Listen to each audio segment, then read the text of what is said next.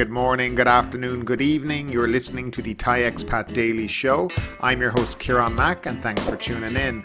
Don't forget to like this video if you're watching us on YouTube and please do subscribe. We're also available on Apple Podcasts, Spotify, Amazon Music and a host of other podcast players. Now that that's all done, let's jump into today's show.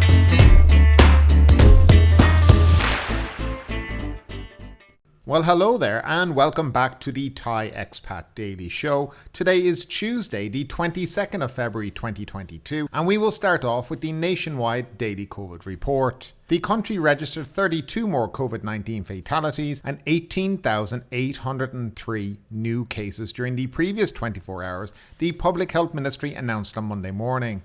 Now, this compared with the 30 COVID-related fatalities and 18,953 new cases that were reported on Sunday morning.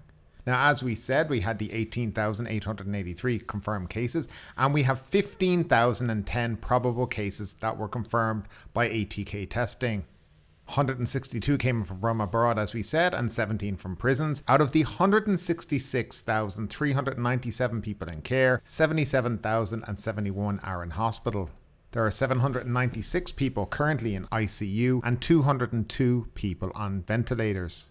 Now, Chonburi Public Health Office is reporting 884 confirmed cases, 702 probable cases and 1 death. Most confirmed cases are in Chonburi City, 162, Sirasha, 249, and Banglamung Pattaya area, 246. There are 7,853 patients now in care.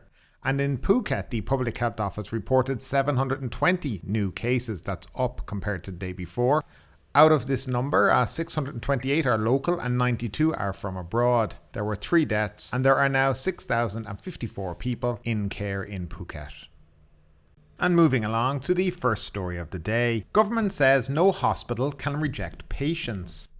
Private hospitals have been warned against denying medical treatment to COVID-19 patients, with Prime Minister Prayut Chan-o-cha adding that changes to the Universal Coverage for Emergency Patients, the UCEP scheme, won't take effect until March 1st. Under the UCEP scheme, patients can seek treatment at any medical facilities for 3 days, after which they will be transferred to a hospital where their state welfare and/or health insurance scheme is registered.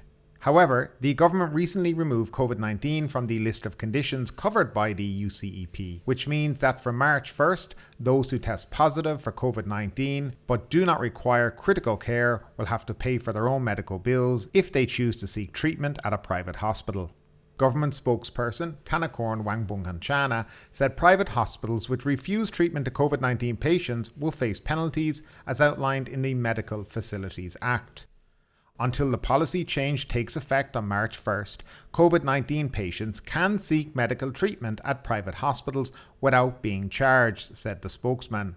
Patients with mild symptoms will be asked to isolate at home, while those who can't will be referred to a community isolation centre, the cost of which will be covered by other welfare schemes such as the Universal Health Coverage, the Social Security System or the Civil Servant Medical Benefit Scheme. Mr. Thanakorn said the government will introduce a new scheme called Universal Coverage for Emergency Patients Plus, which will deal with COVID-19 sufferers who exhibit moderate or severe symptoms. Separately yesterday, the Social Security Office assured workers insured under its welfare program that there will be no change to its scheme. SSO Secretary Bunsong Tapchayut said workers who test positive for COVID-19 will be admitted to hospitals first. If their symptoms worsen, they will be transferred to a hospital. However, when asked if those insured with the SSO will be referred to hospitals where their insurance was registered or any SSO partner hospital, he admitted the office had no policy on this matter. And speeding along, government expects 200,000 Saudi visitors this year. About 200,000 people are expected to visit Thailand from Saudi Arabia this year, with the resumption of direct flights and mutual tourism promotions, the government spokesman said on Monday. Spokesman Thanakorn Wangboonkongchana said Saudi Arabian Airlines would start operating direct flights between the two countries next Monday, and the Tourism and Sports Ministry plan to take tourism representatives to Saudi Arabia later next month to present their products and services. That should bring about 200,000 visitors from Saudi Arabia this year and about 20 million baht in tourism-related income, the spokesman said. Saudi Arabian tourists have high potential and are a target group under the medical hub and wellness tourism policy, he said. Mr. Thanakorn said the ministry was drafting a memorandum of understanding on the Thai-Saudi Arabian cooperation and mutual tourism promotion. It was proposed Thai pilgrims should have their visas extended for their visits to Saudi Arabia. The draft has already been sent to Saudi Arabia for consideration. The government spokesman attributed the positive tourism outlook to the restoration of Thai-Saudi Arabian ties following the visit of Prime Minister Prayut Chan-o-cha to Saudi Arabia late last month. He said the foreign ministry should take representatives of the Thai private sector to Saudi Arabia this weekend to discuss bilateral trade promotion. And next up, Patong police issue electric scooter warning. Patong police have issued a warning after a series of online complaints led to 4 tourists being charged for riding unregistered electric scooters in the area.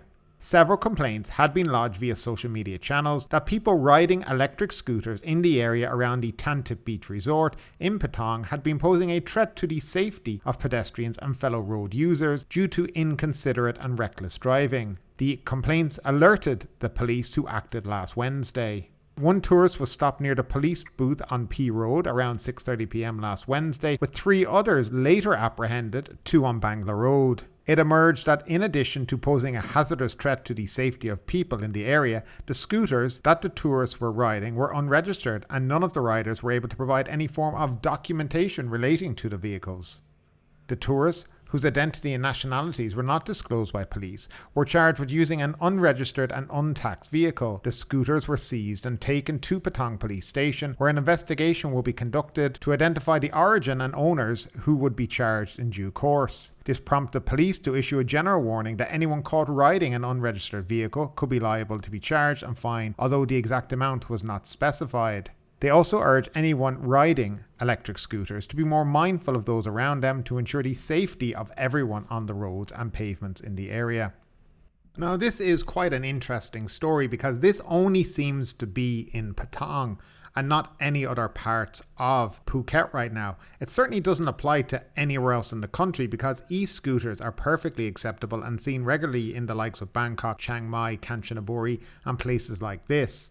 The other issue is, and they've touched on this and they said, well, you have to have it registered. Well, you cannot register this. The Land Transportation Department today have already said that these kind of scooters cannot be registered. They're basically a skateboard with a set of handlebars on them. Now, something funny is going on in Patong, and I reckon this probably, and the complaints probably have come from maybe the tuk-tuk mafia taxi drivers hanging around these streets here, who've probably seen somebody who's created a business renting out these kind of scooters, to people, and have seen it as money being taken away from them and decided probably to anonymously complain about it.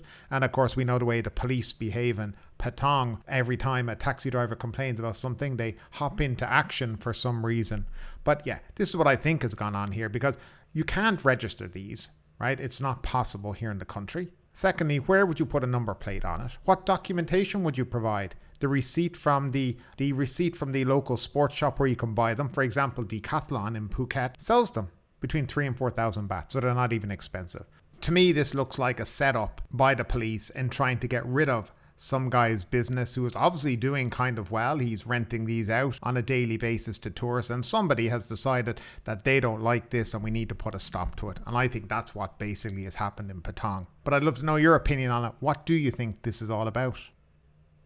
And moving along to one of the featured stories today, Phuket calls for endemic designation. Phuket is offering itself as the first province to declare the spread of COVID-19 as endemic, despite a growing number of infections among tourists, according to an official. Phuket would be delighted to be the first province for the declaration, Deputy Governor of Phuket, Pishet Panapong, said on Sunday. I hope this will help alleviate concerns about the virus and shift focus to economic restoration instead. Endemic status is given if a province's infection rate does not exceed 10,000 new cases per day, while the fatality rate does not exceed 0.1%, and more than 80% of at-risk people have received 2 coronavirus vaccines, he said, citing the National Communicable Disease Committee. Now, before I continue on this story, the 10,000 that he's quoting is not for a province, it's for the whole country, and we covered that in a story previously, so he's misquoting what was said. But anyway, Mr. Prayut said the province will also ask the government to shorten the quarantine period from 10 to 5 days. In the first 5 days, an infected person should be required to quarantine at home, a hospital, or a hospital before being permitted to resume their lives for another 5 days under strict COVID-19 prevention measures to solve work issues, he said. The daily report on the number of new COVID-19 infections should be cancelled and instead focus on reports of moderate to severe cases, he said. Mr. Prayut insisted Phuket is safe as it has sufficient resources to take care of locals and visitors. The province has also expedited giving vaccine jabs to young children together with various measures including making face masks mandatory, he said. It has also worked with a clinic to provide basic COVID-19 treatments and advice for the provincial administration while distributing favipiravir pills among patients with mild symptoms and providing isolation measures, he said. However, the infection rate among tourists is still a major problem as up to 3% of them were found to be infected, while 4% were detected in second tests, he said. On Saturday, for example, Phuket logged 549 domestic cases, including 67 from people under the Sandbox scheme and 49 from the Test and Go scheme. Now, as I pointed out, his figure of 10,000 per province is not correct. What the Communicable Disease Committee did say was it would be 10,000 or less for the entire country. If it was 10,000 per province, that means they would be allowing 770,000 people to be infected per day and then call it endemic. Absolutely makes no sense because we've 77 provinces and 10,000 per day. So yeah, he's misquoting exactly what he's talking about. Secondly, if it's endemic, then there's no need to quarantine anymore if you get the disease or the virus. Let's call it that, a virus. But he's saying let's reduce it to 5 days and call it endemic. They obviously don't know what they're talking about in Phuket. Now, I'm not an expert on it either, but I know endemic means that we don't go around quarantining people anymore. It probably also means that we don't need to wear face masks anymore, and international travellers coming in from abroad wouldn't have to have any actual regulations. They just could freely come in and out. So he's talking nonsense. Endemic is not declared per province. It's declared from a country point of view, a whole country. Though Phuket, as we know, tends to think that it is its own independent country, but it's not. So let's get that one straight. Now, stuff that I have heard of over the last couple of days, news on the grapevine is that the second PCR test is going to be cancelled on the 1st of March. Now, I've heard that from a couple of reliable sources. There was also a CCSA meeting on Wednesday afternoon, so we will have exactly what comes out of that meeting for you. I'm thinking the whole thing with the test being cancelled on the 1st of March will be coming out of that meeting. I've also heard that there will be a roadmap released to normal tourism again. So a step-by-step approach to getting back to no PCR tests before you leave and none on arrival, and basically a renormalization of everyday life here in Thailand. Now, that is on the agenda. That roadmap may be released on Wednesday as well. That would be very good news. I think when we talk about Phuket, they're in some kind of a gaga land right now because they don't understand what endemic means, and then they're talking about quarantine and all that on the other hand. I think we need to follow what the Thai government's going to propose possibly in the next day or two, and I think that would be very, very helpful. I think if people knew this is the steps we're going to get to a point where we have no more restrictions in the country, it gives people a clear focus on what they need to do, and it gives people hope and they can plan for the future. So to me, this is all very positive. I don't know what you guys think about it, but I'd love to know your opinion as always down below in that comment section. Thai policeman in exile and victims of human trafficking revealed in Parliament. Police Major General Paween Pongsarin, former Deputy Commissioner of the 8th Provincial Police Bureau, who led an investigation into a Rohingya human trafficking network over 6 years ago, said last night that he feels relieved after his side of the story was revealed in Parliament by Move Forward MP Rangsiman Rome during the general debate yesterday. Currently living in exile in Australia after escaping with his life more than 6 years ago, Police Major General Paween led an investigation into human trafficking activities in Thailand's southern border provinces. His work led to the arrest and prosecution of 75 suspects, including 3 army officers and 1 naval officer. A few others, including an army lieutenant general, who was then a special advisor to the Royal Thai Army, later surrendered and were eventually indicted.